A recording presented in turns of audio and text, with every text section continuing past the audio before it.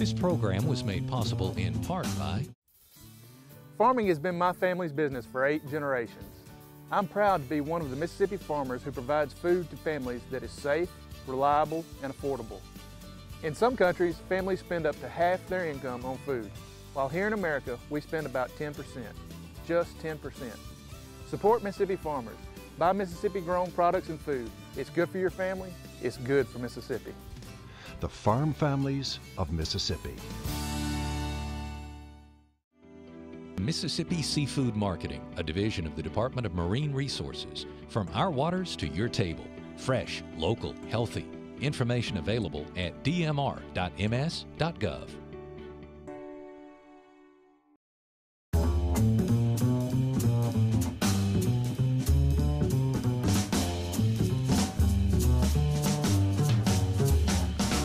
Well, hello.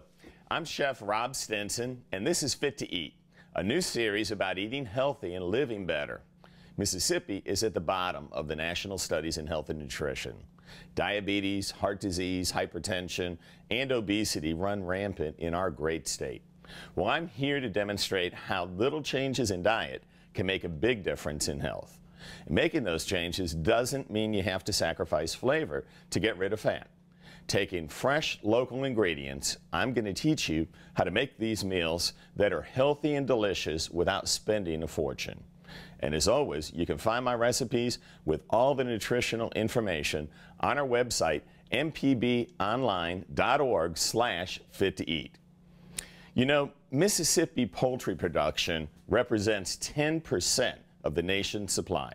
Poultry is the largest agricultural commodity in the state.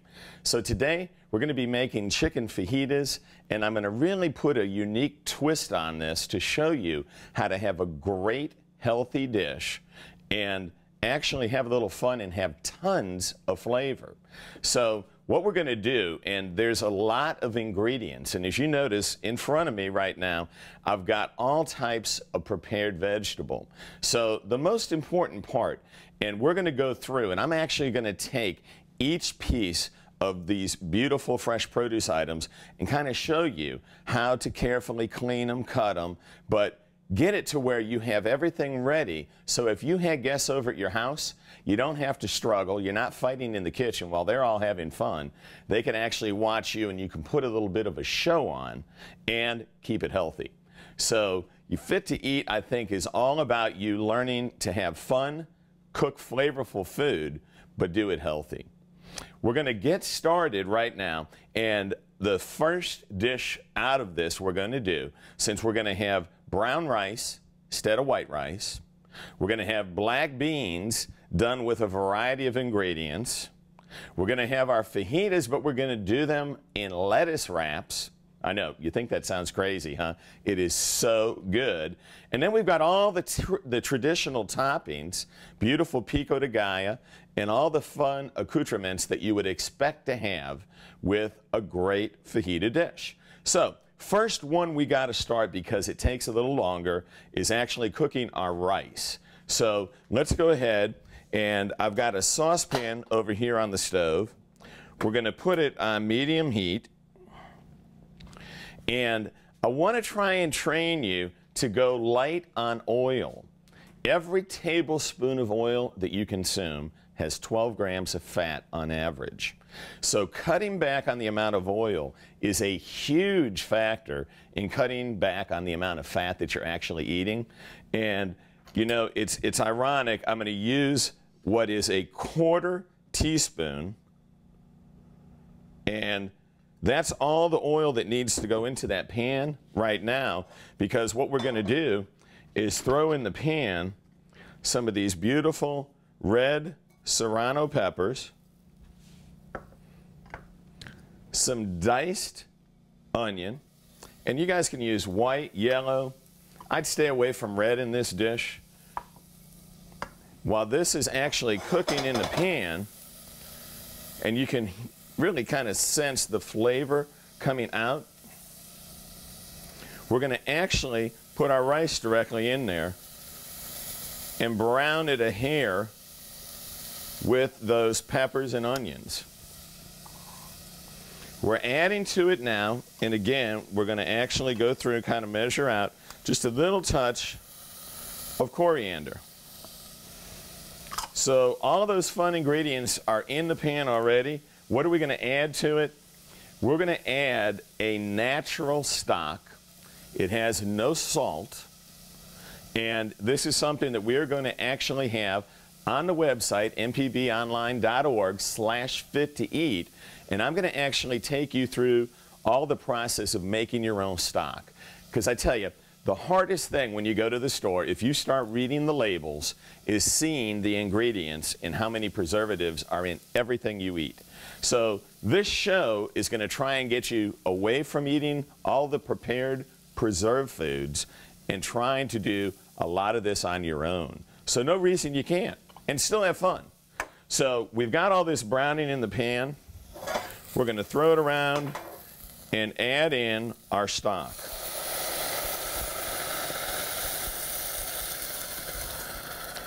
And anyone who hasn't made rice, you know, I'm sure there's going to be those of you out there who cook all the time, and I'm going to be preaching to the choir.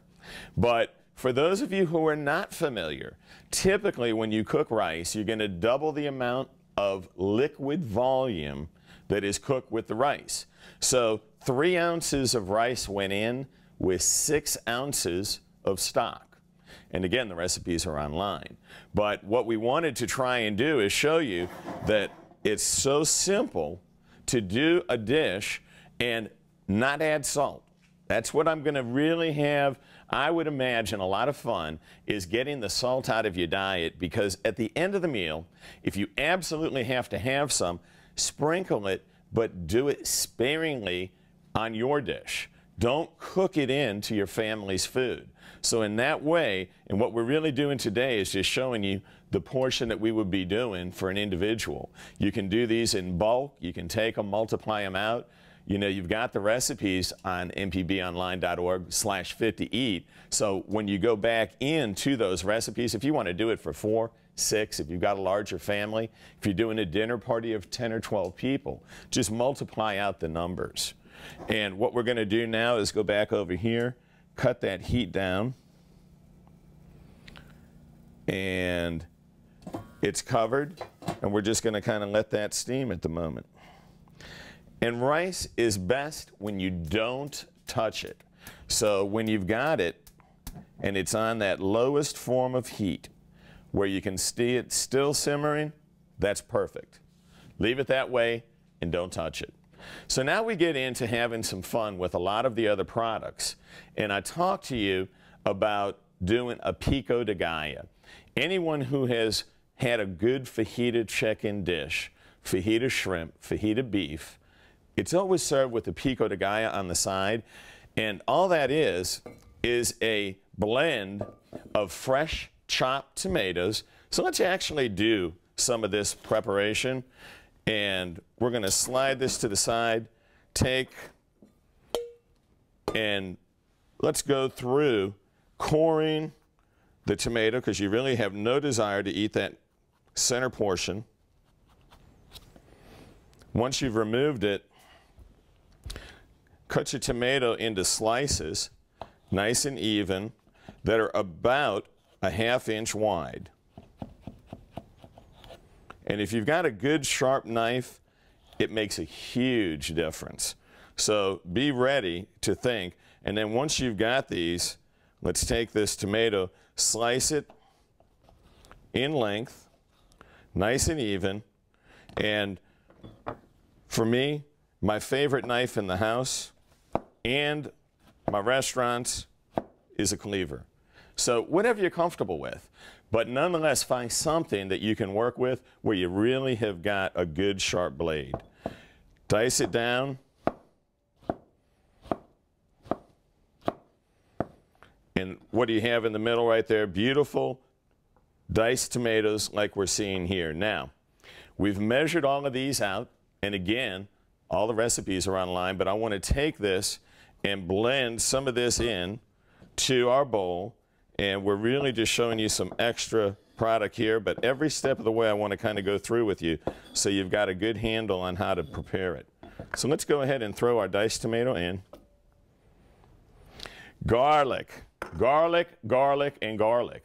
One of the problems, I believe, with people when they eat healthy food is that typically, traditionally, restaurants, when they do healthy food, think, wow, this is healthy. We're not putting anything in there that's good. So what do they miss? They miss garlic, they miss onions, they miss all the fresh herbs. Well, we're going to prove to you that by adding all that into your food, you won't be suffering. You're not going to have to worry about eating something less than desirable, and have a lot of fun while we're doing it. So we're going to go through, obviously, fresh garlic cloves. Let's go into this and show a couple of these as well, and then I'm going to clear all this out the way. The garlic that you want to buy in the store is fresh clove garlic, and you can get that garlic in jars in the produce department of every store where it's peeled already, so you don't have to fight to get it out and end up with your hands smelling like garlic for the entire day. But you also have a product that you can use in a variety of recipes, and by buying that container, you're saving money. So, you know, looking through, what I try to do is kind of convince you, buy on a weekly or bi-weekly basis so that you're not just buying small, little, expensive portions of each of the foods. So what we're going to do, and with garlic, you know, a lot of people will mash the garlic down and then dice it up. I just find it's just as easy, and we're not going to do all of them, just to cut it in strips, turn it the other way, and when you're done with it, you have all the juice in the garlic this way. When you take the garlic and you smash it down, half of the juice is actually in your cutting board or on your plate. So, you know, my advice to you is get comfortable working with a knife in your kitchen. Have a little fun with it. And I think the more comfortable you are using the knife, the better your food will be, because your food will be cut consistently. So big, easy point to follow. Now, let's go through. We're going to move some of this just out the way because we really don't need all this, but I want to walk through so everybody feels comfortable in preparing their food. Now, add your garlic in. We're going to take half of a lemon, squeeze it in, and half of a lime. Now, what's that doing? That acidity going into the tomatoes and the onions will help keep them from actually browning, and it adds almost a vinegar flavor to the food. So it's always a wonderful way to do it naturally instead of getting so much flavor that you really don't need. Now, we're going to go ahead through here, kind of stir this in here. And I'm hoping everybody out there has been in their produce department of their store and seen fresh cilantro. Cilantro's got such a wonderful smell, and when you use it in the kitchen, you'll see it has little pieces of stalk. Just pull those out, because you really don't want to eat that portion, and it's got great leaves. And when you do it, this is one product, if you've gotten on your hands, you're really not going to mind it, because the flavor and the aroma of the cilantro has an aromatic quality. So after you've gotten it to this point, you can kind of coarse chop it. And by that, I mean, you don't really want to get it down to just minuscule pieces like we do with garlic. You know, this is wonderful because it's leafy, it's aromatic, and you really want to get that flavor into your dish. So we're going to take that, kind of pull all of this off, and actually add the right portion of cilantro. And you obviously have got to pep up the flavor. Pico De Gallo is known as a hair spicy. So what have we done? We've taken beautiful jalapeno pepper, diced it fine, and add it in as well. All right. Now we're going to take 1 tablespoon of our oil. And again, you really want to get in the habit of measuring this until you can eyeball it and do it on your own. And a little bit of fresh cracked pepper. Perfect. Now, a lot of you would say, well, wow, this is the point you'd want to add salt. I'm suggesting you don't. You don't need it. It'll absolutely have all the flavor that you're looking for without it. But right now, you want to mix this well. And this is going to go on the side of your plate. And boy, I tell you what, the aroma, I can smell those jalapenos. I can smell the garlic. I can smell the onions. And I tell you, that's just a beautiful, beautiful preparation. And we're going to keep that on the side so we've got it. Let's go through, though, because a lot of you may say to yourself, I don't know if I'd feel comfortable handling a jalapeno. How do you really go through it? It's so simple. It's so easy. And the trick that I've used is I take that jalapeno, I cut it in half, and at that point, you really want to make sure you've gotten all of the seeds out. So we're going to take it and get a small spoon,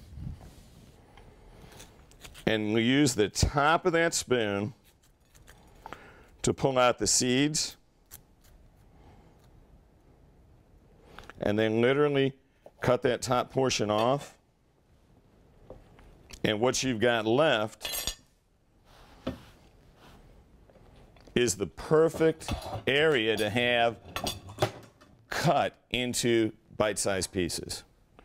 So now you just simply slice it, turn it sideways, dice it.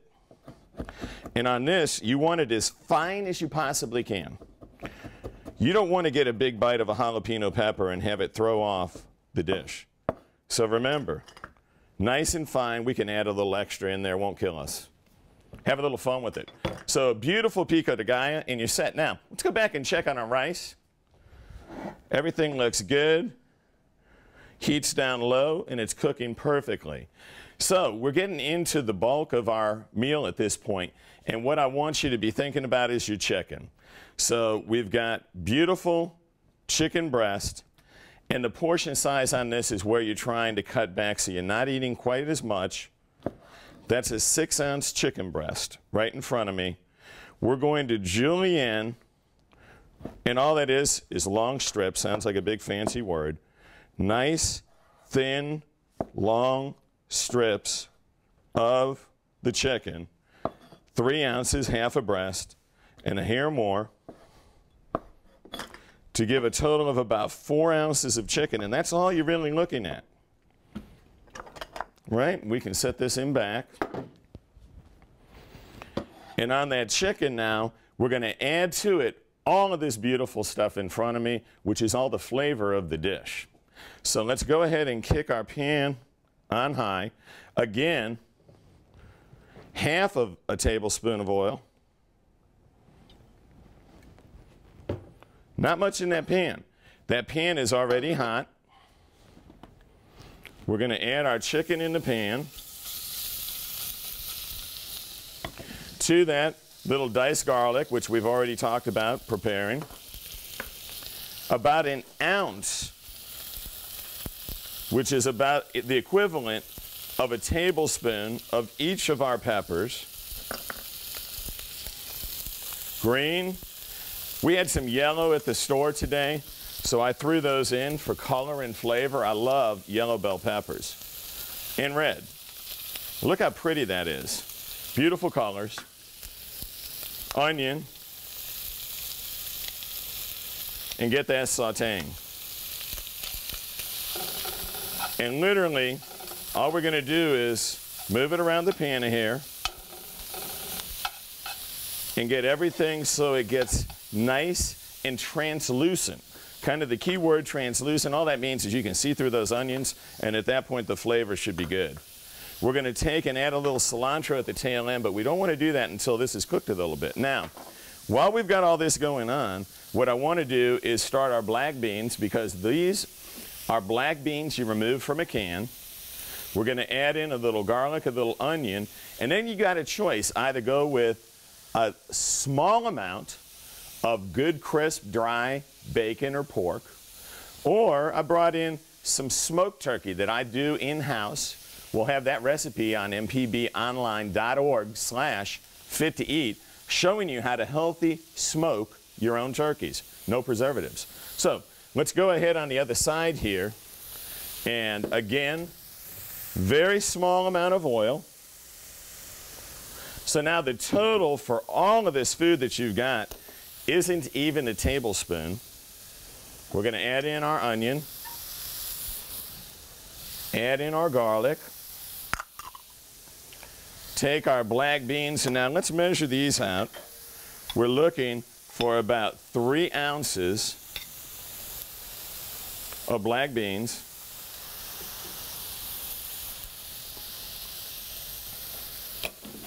And which way should we go today? I'm going to go the healthy route. I'm going to take this beautiful smoked turkey, dice it up, and we're going to have a lot of fun doing the recipe where you find out how to smoke this in-house. You can do this so easily in-house without any of the problem of actually having to use these liquid smoke products, which are really not healthy. Spread those beans out, and we're going to toss that a hair in the pan. I love the beans made this way. It isn't that they're nice and smothered. And look at that chicken, how it's browned. I wish that you could actually smell the aroma of this like I can here, because all of these different veggies and the chicken and the garlic, it's incredible. The flavor is excellent. All right, our rice looks like it's nearly done. So we're going to actually turn that temperature off.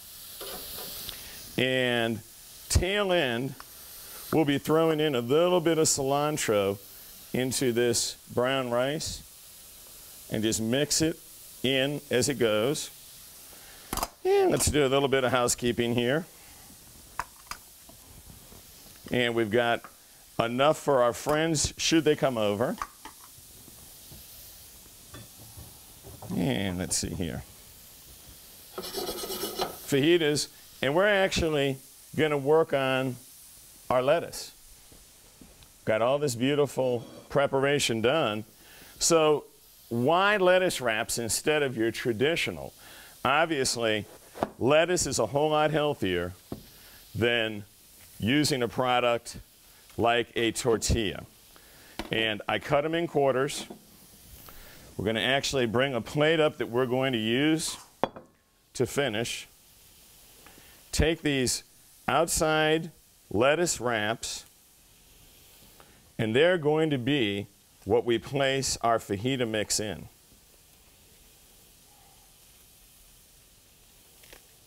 And you think that sounds crazy? I'm going to actually show you one of these. Now we're going to shred the rest, because it'll be a great product to mix in if you so desire.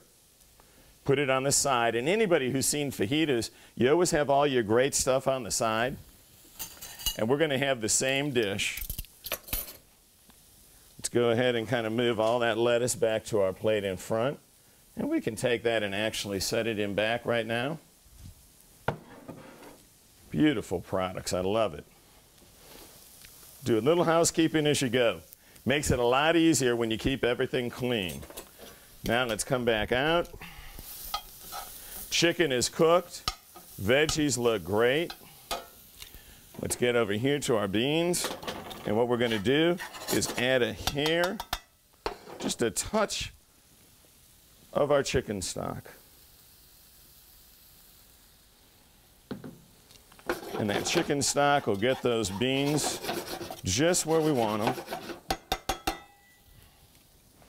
And we're going to do the traditional kind of serving where we put our rice and beans on the side. Let's take our actual tortilla stuffing, put it directly on those lettuce wraps. And believe it or not, guys, we're just about done with a wonderful, healthy version of chicken fajitas. Set that in back where it's out of the way because it's so hot. Let's bring this over where I can get that flavor kind of cooking down. Bring our rice over. And at this point, rice is perfect. Perfect, nice, healthy, light, fresh brown rice. Have our beans here. And now, while we're doing this, everybody's like, sour cream, you got to be kidding me. It can't be healthy. This, believe it or not, that's fat-free sour cream. Everybody loves to throw a little dab of sour cream on their fajitas. Then you take, and we've got our wonderful Pico De Gallo that we made early. So we're going to take and put some beautiful spoons. And that, again, is another addition to put into your fajitas. Look how pretty that is, too. You know, one of the things I think is so important, you really eat with your eyes. And then a little sprinkle of the traditional cheese that you always have with fajitas. And this is a little mixture of jack and cheddar. And again, both are fat-free. And I tell you what, kind of hard to believe that all this fun is virtually done, but we're going to take and put our portion of black beans, our healthy version, set that in back. And when you take a good look at that right now, you say, how do you eat it? I'm going to talk to you. This is it. Look how easy that is. You've got to be kidding me if you think you can't do this at home. This is such a great dish with light sides, perfect for your kids, perfect for the family. And I tell you what, remember, you can find all my recipes with the nutritional information on our website, mpbonline.org/fit-to-eat. I'm Chef Rob Stinson. Thanks for watching Fit to Eat.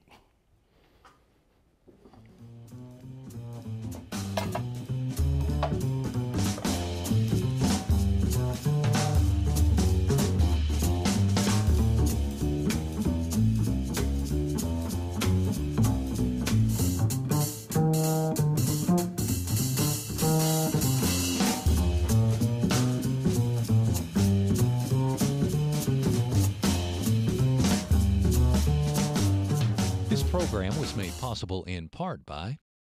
When was the last time you were responsible for feeding 155 people? If you're a Mississippi farmer, the answer is easy. It was yesterday. That's right. The technology used in farming today maximizes crop yields and protects the land for generations of farmers to come. There are lots of ways and lots of jobs that keep Americans safe, and I'm proud of the role that Farm Families of Mississippi has in providing a safe, affordable source of food and fiber for your family. The Farm Families of Mississippi. Support for Fit to Eat comes from Mississippi Seafood Marketing, a division of the Department of Marine Resources. From our waters to your table, wild-caught Gulf fresh seafood is fresh, local, and healthy. Information at dmr.ms.gov.